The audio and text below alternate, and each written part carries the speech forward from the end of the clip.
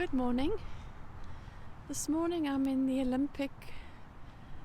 Sydney Olympic Park, the Bicentennial Park. It's a beautiful area. There's a doggy park on the left. Everybody's playing. There's a kelpie. So the construction or the redevelopment of the area that was to become the Sydney Olympic Park area began in the 1980s in preparation for the Sydney Olympic Games, which of course took place in 2000.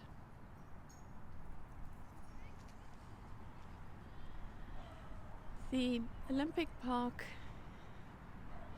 is located on the land of the Wangal people. They are the First Nations people, the traditional owners and guardians of this land.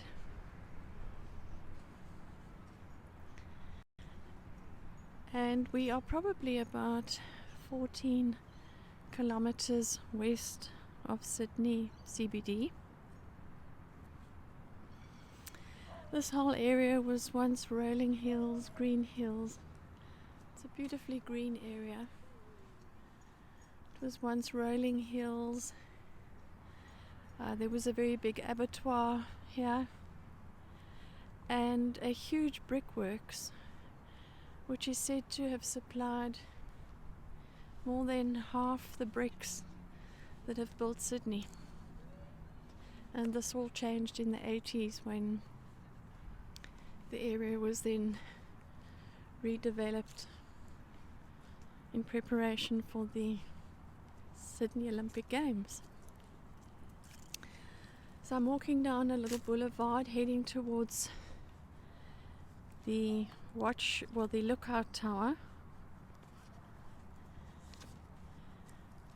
I'm going to see if I can climb to the top.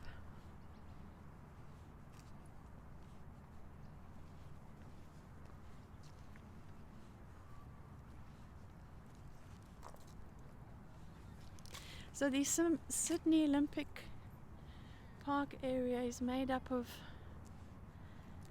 about 640 hectares of commercial, residential, education and entertainment precincts, along with the 7 big sporting venues.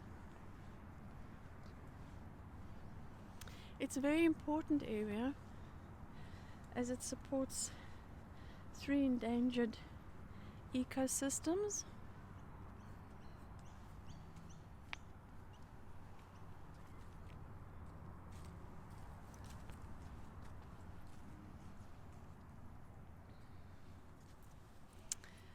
Right in the distance, that big block of apartments is the Opal block, and that's where our Airbnb is.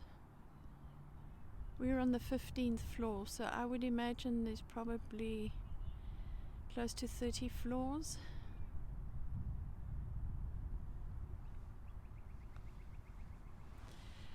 Before I climb the triage, I've just seen a sign that says to book, so I'm not sure, I might not be able to go up. Anyway, we'll have a look. I'm just heading towards this metal sculpture, but before I get there, let's say hello to these little fellas. These are pink galahs. Let's see if we can zoom in a little bit more. We get a lot of them in our garden. They're beautiful birds. They've got I'm just going to see if I can get a bit closer. They have a pink chest and it looks like they're wearing a little white helmet. Oops.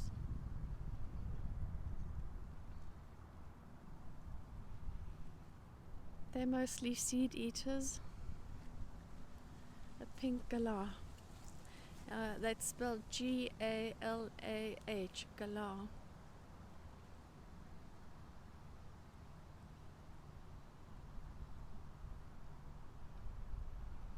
The Australian birds are beautiful. I mean, if you think of the rainbow lorikeets, that are the most incredible colours, and you've got the sulphur-crested cockatoos. There's just so many beautiful colours. The king parrot, he has a beautiful green and red plumage, probably from all the tomatoes he steals from us. But they are really beautiful birds, the little galahs. Okay, so I'm going to head up towards this metal sculpture or art installation. So there are, I think, about 50 pieces of contemporary urban art in the Sydney Olympic Park area. I read up on this, and it's quite an involved art piece. I'm going to have to zoom out a little bit. So there's 3 pieces to the sculpture. The first says peace, the second says moon, and the third says between.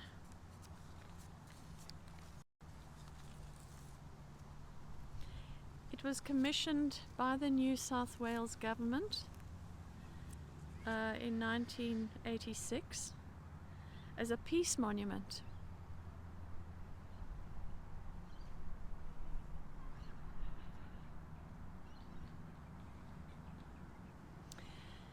And in reading up on it, the description says that the layout is based on the complex interplay of the Earth, its axis, and the trajectories followed by the planets in our solar system.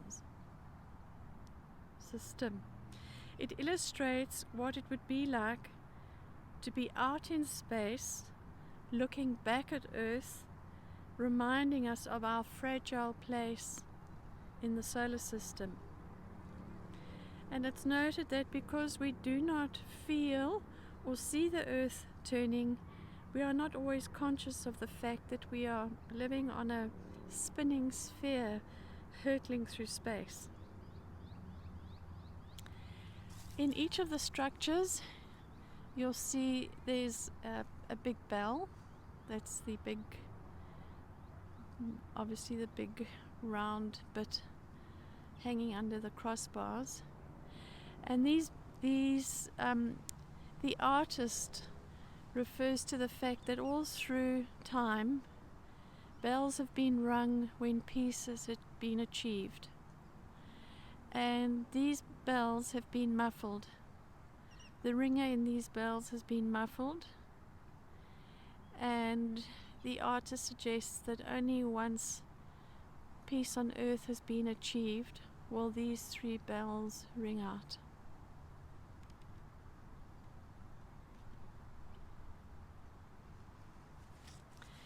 There is a more detailed description of the sculpture where it explains the position of these metal rods.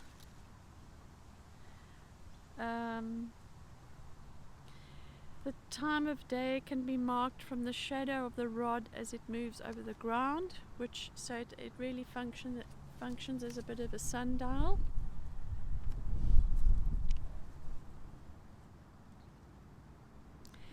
Anyway, it's a very beautiful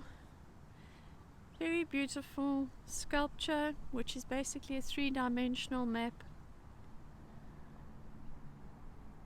illustrating what it would be like for us looking back at the Earth from outer space.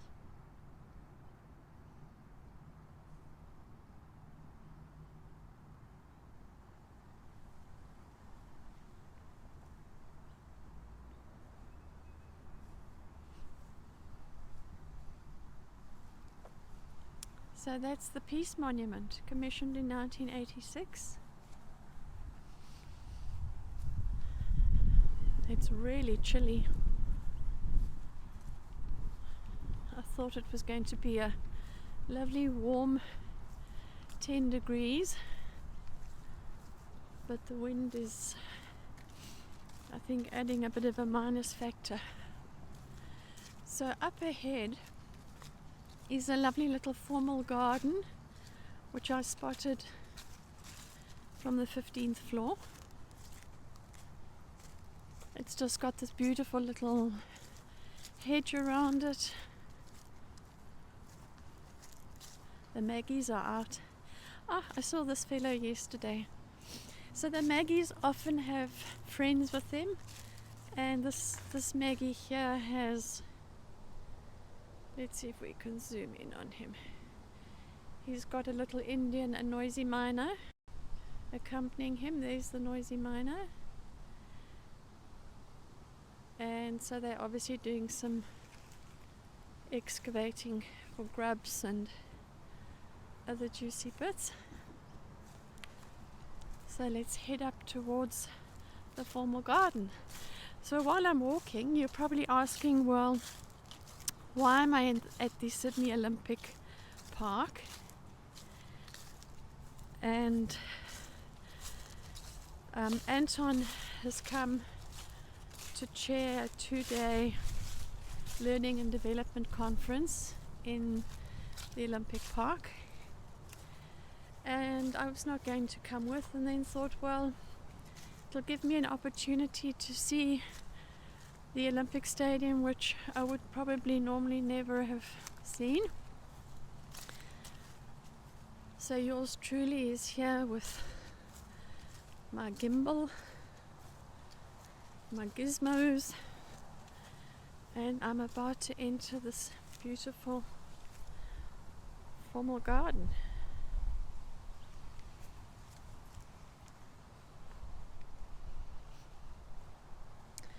Hopefully we'll be a little more protected here from the wind.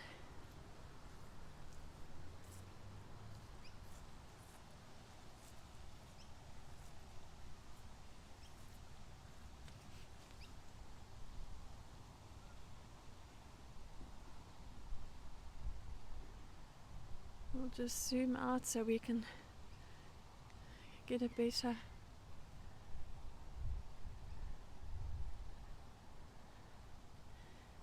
picture of the tree. Just look at those clouds, aren't they beautiful?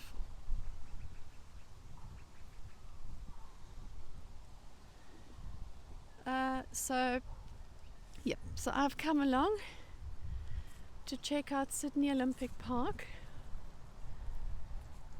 and learn a little bit about the area.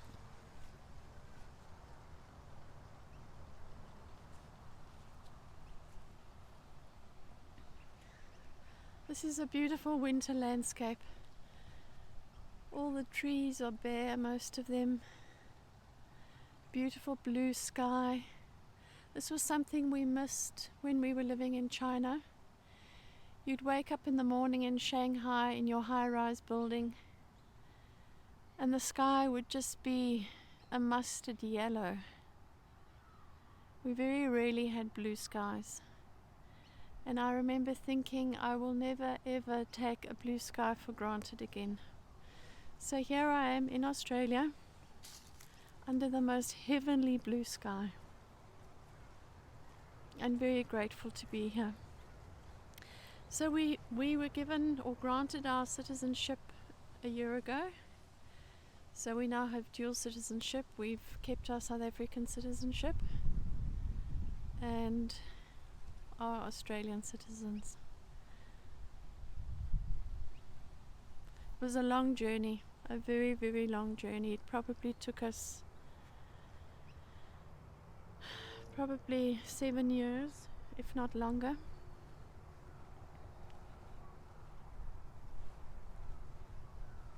Anyway, today I'm in this beautiful spot.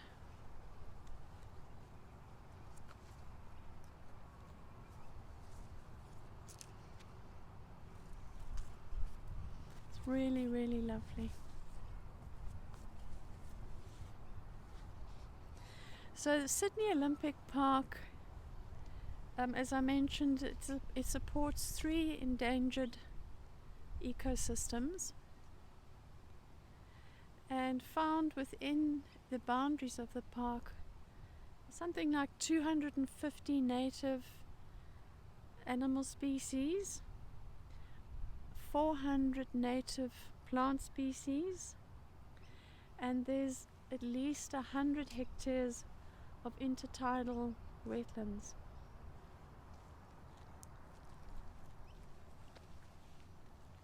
So it's a very diverse and very, very important area. It's wonderful that so much green has been kept in the building of the, I want to call it a village because it really feels like that. Last night we walked up the road, went to a Thai restaurant. Everything is very close. You can literally just walk.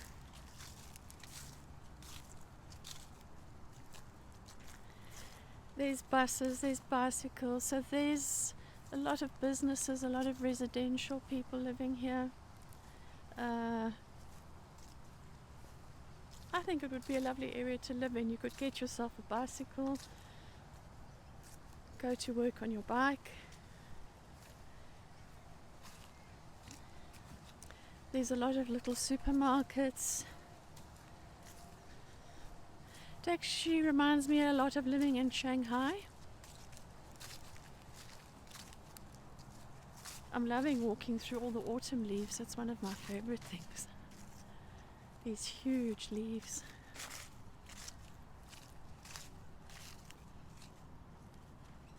So let's see if I can get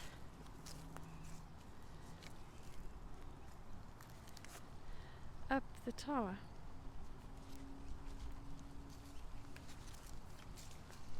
So this is called the Triage Tower, which is basically a tower with an observation deck. Triage is a French word for lattice, which you can see is basically forms the structure of the lookout. And one of the triage was one of the basic elements of 16th century gardens. This is the centerpiece of the Bicentennial Park. I'm just going to see if we can go up a little bit. Alright, let's venture up and see what we can see.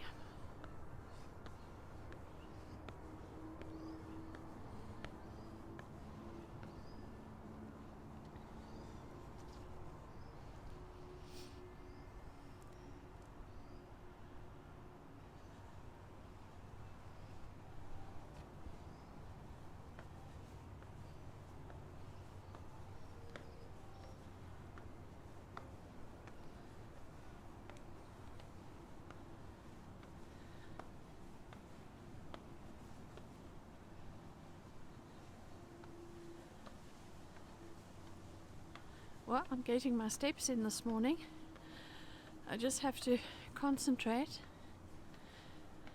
because I'm trying to look through the screen while climbing the steps.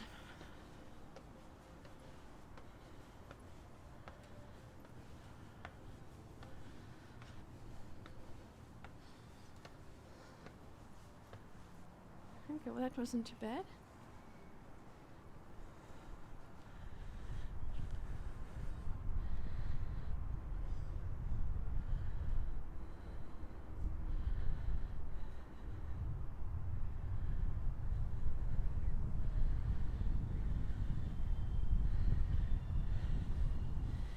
There's probably a bit of wind up here.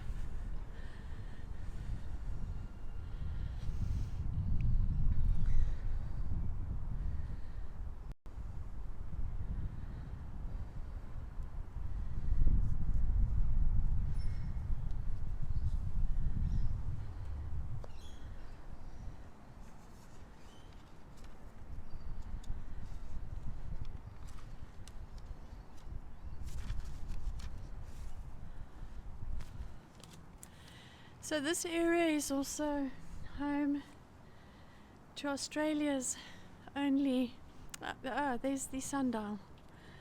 I'll walk up there. Let's just zoom in a bit. I wondered where the sundial was. There it is.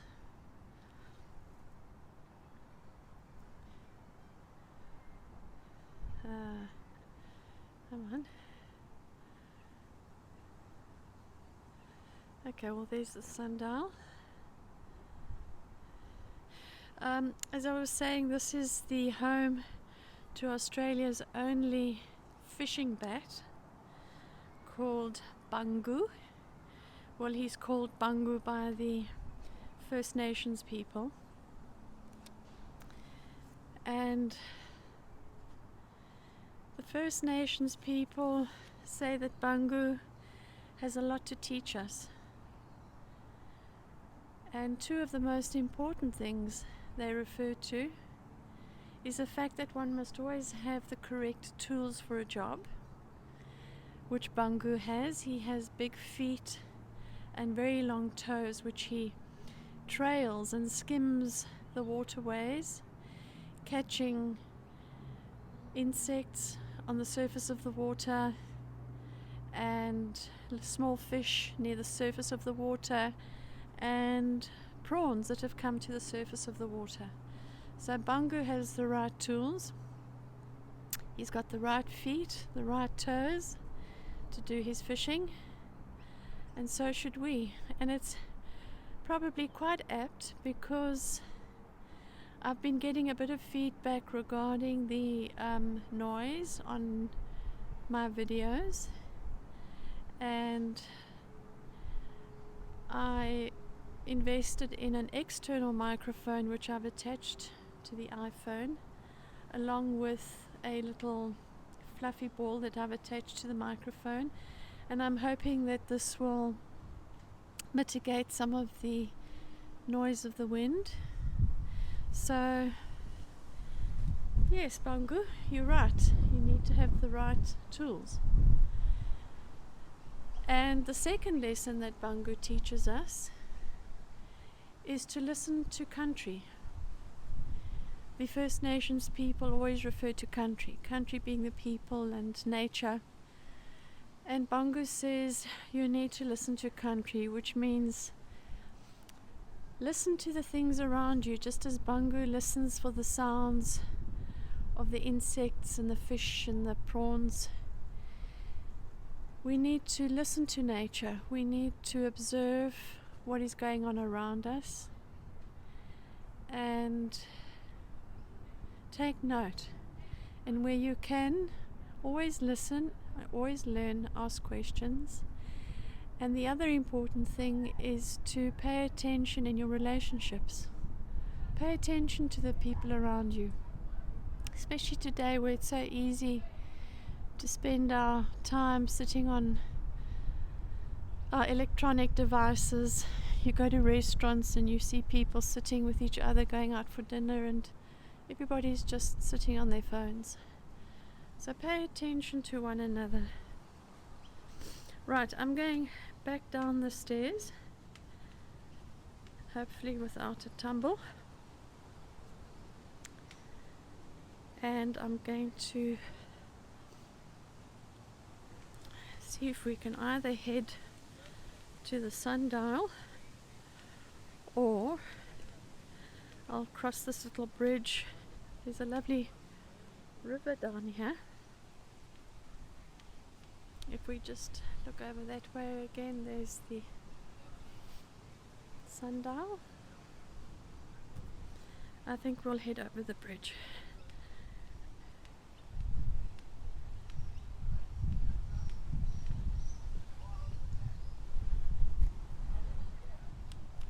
It's really icy.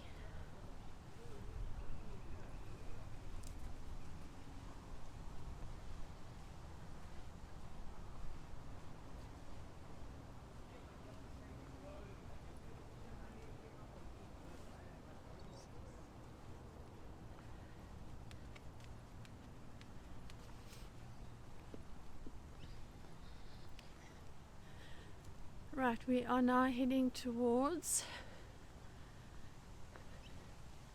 I think the wetlands are in this direction. But isn't that just the most beautiful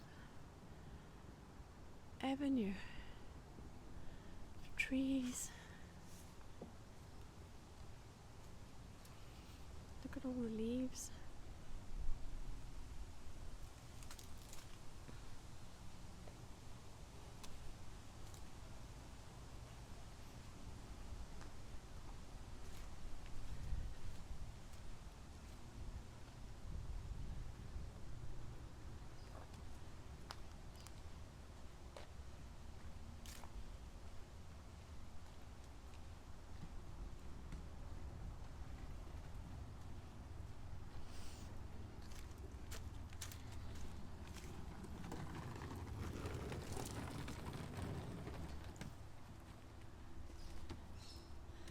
One definitely gets an idea or a feeling that there's mangrove swamps around here.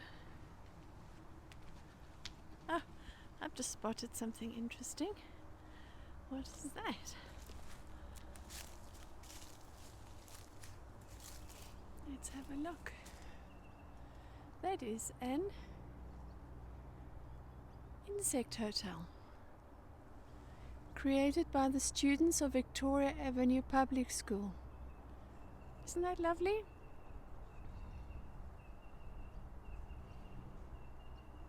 It's a little insect hotel.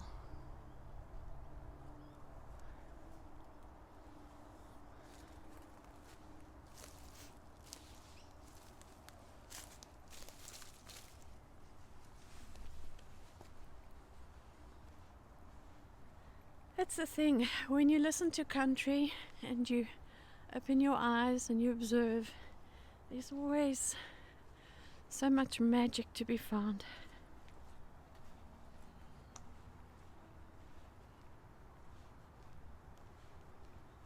The light this morning is beautiful, it's very gentle. Wetlands, village green. Okay. We'll just keep going down this way. We're going over a bridge. So I think there's a lovely picnic area just below here.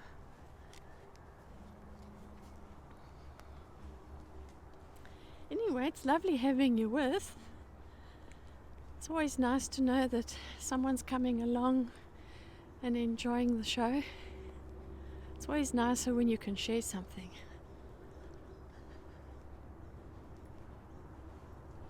There's a very big tall tower up here. Must be a transmission tower or something. Anyway, let's have a look and see what is happening here this morning. Whoops. Why are you doing that?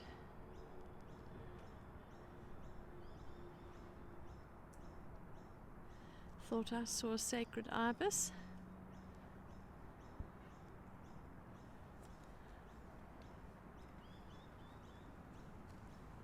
There are a lot of birds. Oh, isn't he beautiful? That's the yellow-tailed cockatoo. That was beautiful. You never see them. They're quite rare. That was beautiful. That was a real chance encounter because they're actually quite rare.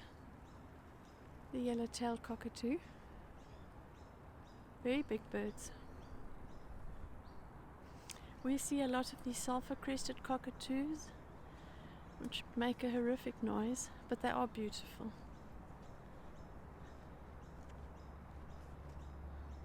This little creek is quite lovely. All the trees that have virtually grown over it.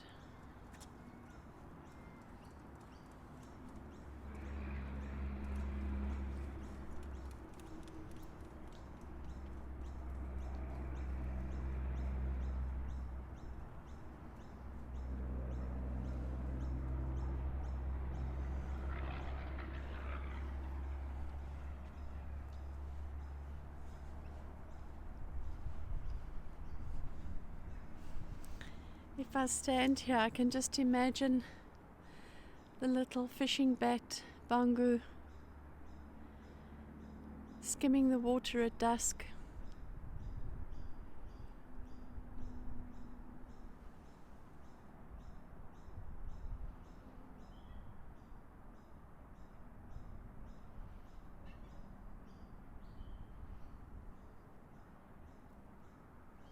It's really a beautiful area. And I'm sure you can hear all the birds. I think those are the little noisy miners.